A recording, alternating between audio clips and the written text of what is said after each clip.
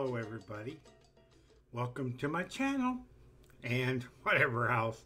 I don't know how to start off talking on one of these videos, so I just say whatever. But anyway, I'm going to talk about homesteading and where to get advice, and where not to get advice, when to be skeptical about certain things, and can you trust YouTube for advice? There's a lot of homesteading videos out there, or channels out there, but not all the information is correct.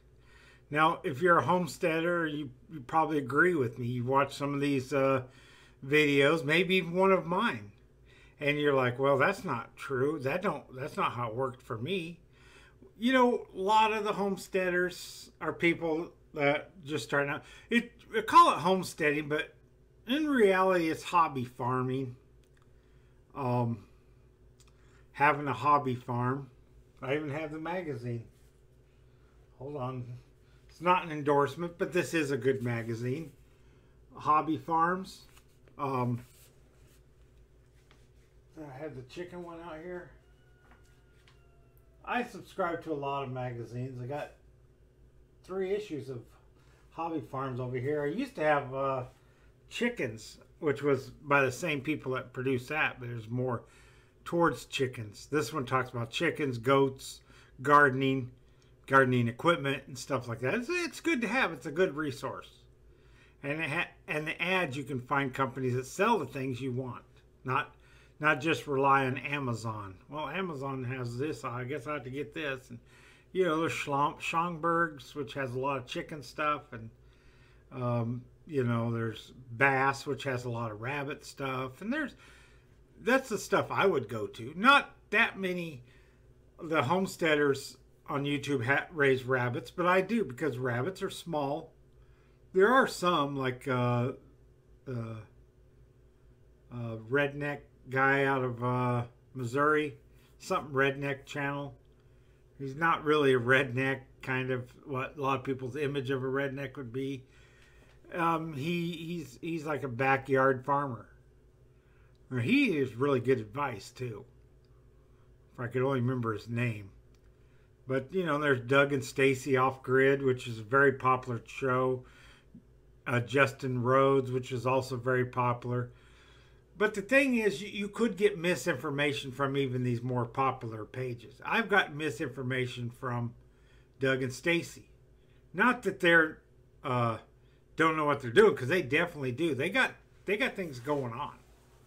But they did give I watched a video about what not to feed your chickens, and some of the stuff down their list is old 1800 folklore stuff that really doesn't really apply to reality. Like, you can't feed your chickens tomatoes or potatoes because they're in the nightshade family. Well, you know, that goes back to the 1800s, people, because potatoes and tomatoes come from the Americas. The potatoes come from South America, and tomatoes, I think, may come from South and Central America.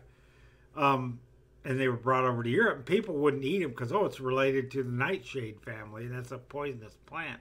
So obviously these fruits have poison. You just don't get it. You're getting small amounts of poison. That's what people believed back then. That if you ate too many tomatoes, they would kill you. If you ate too many potatoes, they would kill you. That was an old folklore myth. That wasn't really true. And now they're applying it towards chickens. You see, don't feed your chickens these things because they might have this poison in them. Well, you know, I'm sure there's plants out there related to poison ivy that you eat. I don't know. But I know cashews, the cashew itself, I believe, is the only edible part of that plant. The other plant is just like poison ivy, has all that poison on it. But you can eat cashews, and cashews are actually considered a healthy food. Has some like nutrients that your body needs or something. I don't know everything, so it's always something, you know. But what I'm trying to say is, you should watch these channels. You should watch Doug and Stacy. They have good ideas. But there's another thing, okay? United States and Canada, Australia even, but let's just talk about the United States. You got, which would include Canada, because my example will go from Key West, Florida, all the way up to Anchorage, Alaska. Let's say that whole region, United States and Canada, okay?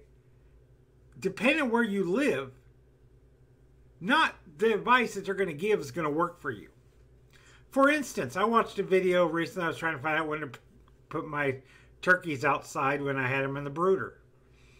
And I ran across some chicken ones, and I watched them, and they said, you know, one guy's like 6, 7 weeks before he puts his outside. Well, I don't want them in the brooder that long because my brooder didn't have it. When they start jumping up and trying to get out, I want to get them outside. Okay, because I don't want to have to chase around the house catching chickens. My cats might get them before I get to them. So, you know, but that works for me. I can take my chickens outside, and my turkeys may have only been 2 weeks. They were 2 weeks old when I put them outside. My chickens were like 3 weeks old when I put them outside. But that works for me because of where I live and the time of year.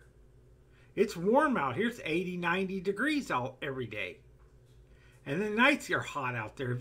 If you tried to sleep outside where I live, you'd be sweating at night. I have to be in an air-conditioned house in order to sleep.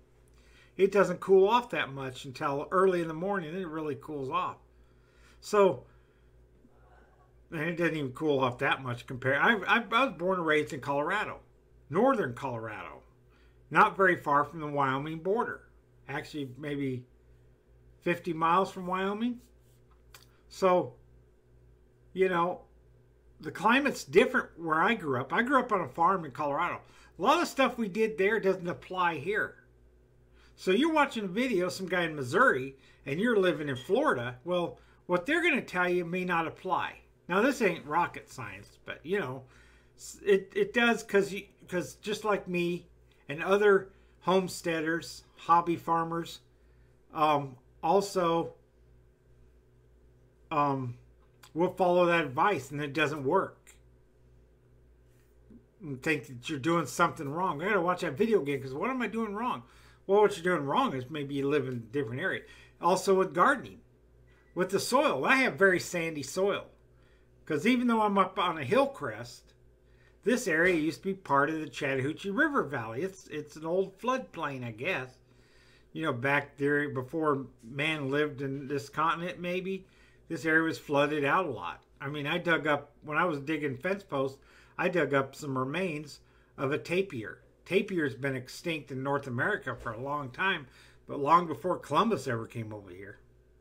But they did exist when the early Americans first got here. They hunted them. And then the climate started changing and the tapir's food source disappeared or something. And there's no more tapirs in North America. There are some in Central America and South America, but they went extinct in North America. There was 2 varieties. One lived out in California and Nevada, and one of them lived out here in the southeast. And a lot of their remains are found up in Tennessee. That's just because that's another interest of mine is, you know, paleontology. I love paleontology, but that's not what I'm talking about here. I'm talking about where you get your advice. Now, YouTube could be a good source, but you got to take those things into consideration. You may not have the same conditions they have that they're doing the things they're doing. You may have a different set of predators. And even if you do, I live way out in the country. I haven't lost a single chicken in almost 2 years to predators. Because maybe I have a good rooster. My whole yard is opened up. A lot more than my yard in Georgia was. My yard in Georgia was a forest. My yard here, there's a forest all around here, but my yard is totally open. There's like 3 trees in my yard, and they're not very big trees. There's peach tree, a Cherokee plum, and there's a what do you call it? Persimmon tree, and that's it. And there's some trees that hang over the fence line. But I got about 2 acres of no trees. There are some shrubs up against the house, and the chickens hide in there. They know where to hide. They figured it out. They go and they hide under lawn furniture. When a hawk flies over, they run and hide. And I haven't lost one. Now I lost one I lost 3 I lost 3 hens in Georgia in my backyard up there, and I lived in a forest. I figured the forest would cover them, they would be protected. But the forests actually give the hawks places to land and sneak up on the chickens. Here they can't really sneak up because the chickens will see them a mile away. Chickens have a lot better eyesight than you and I do. That works for me, but it might not work for you. I might say, hey, just get a good rooster, you'll be fine. Tell somebody that lives in Connecticut and they lose their chickens to a hawk.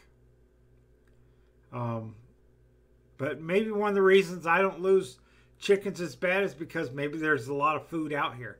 There's a lot of games. I see wild turkey and deer and rabbits and possums and a lot of squirrels and other small little rodents running around. A lot of snakes running around.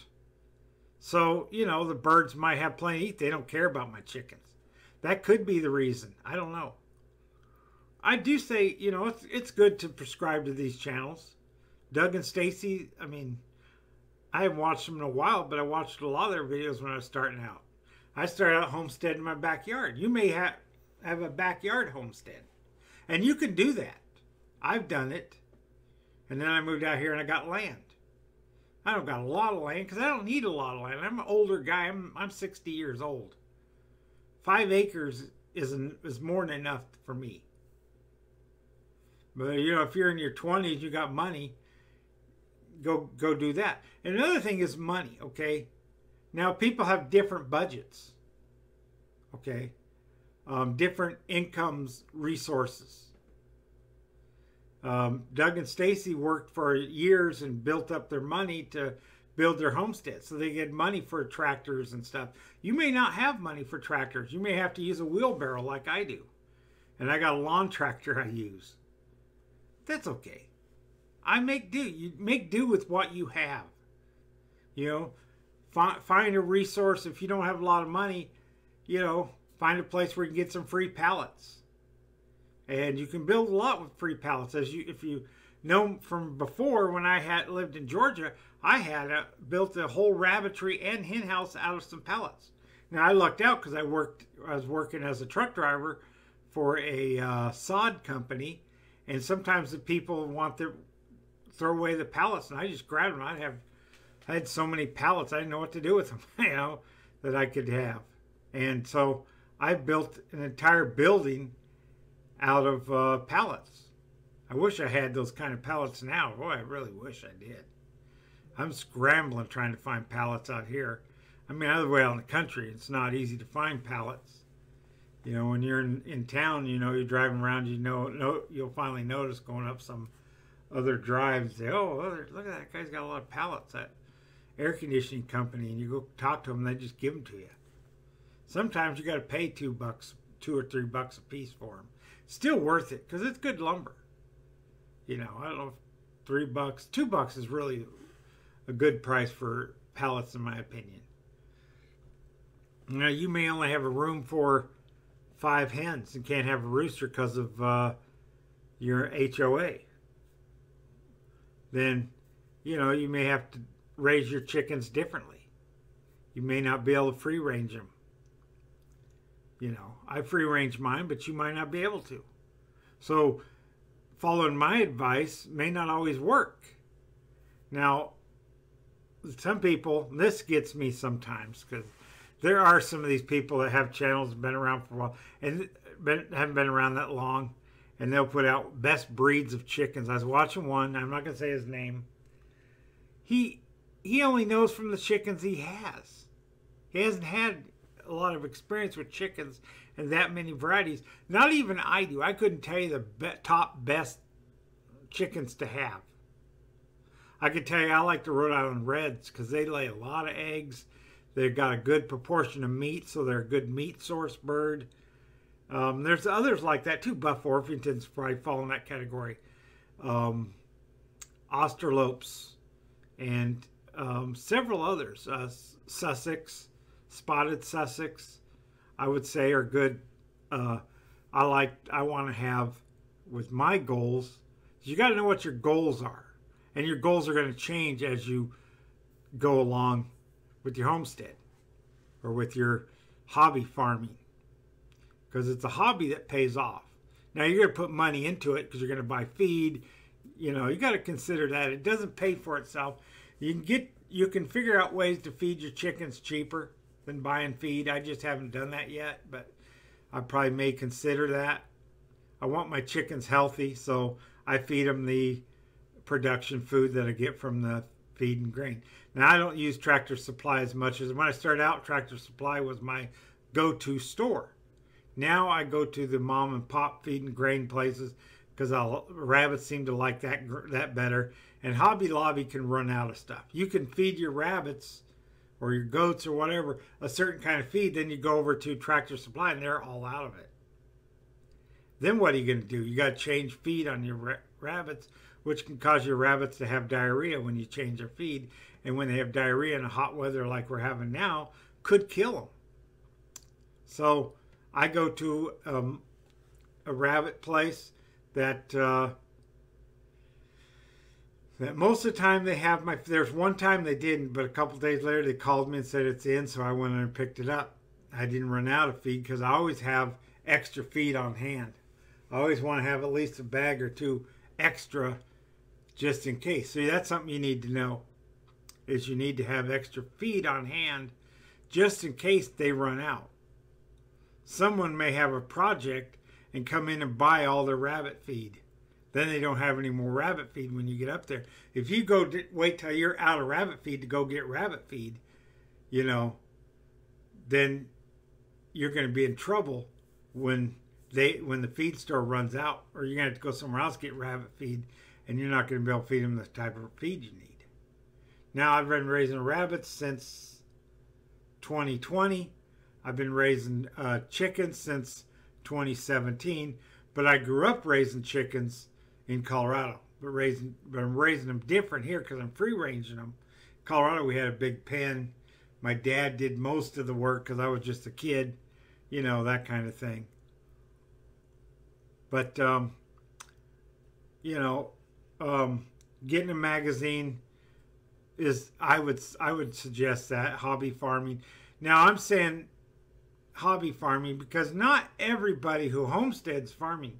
Some people are really working hard to build a self-sustaining place where they don't have to work. They can make money off their homestead and they can produce food. That would be awesome. You need a lot more than 5 acres to do it, really. I mean, I could because we got year-round growing season here. I can grow vegetables all year long, which is a reason why I wanted to live in this zone. Now, you live in different zones, you can't do that. But at the same time, in the summer, it's so hot, there's a lot of things I can't grow. I can grow peppers, tomatoes, watermelon will grow great in this summer heat down here. But it gets hot in the summer and it's humid and a lot of plants don't do well.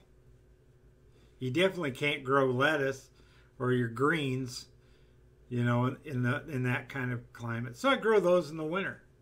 I grow my collard greens, though we had that deep freeze this year and it killed my collard greens. That was like a freak storm.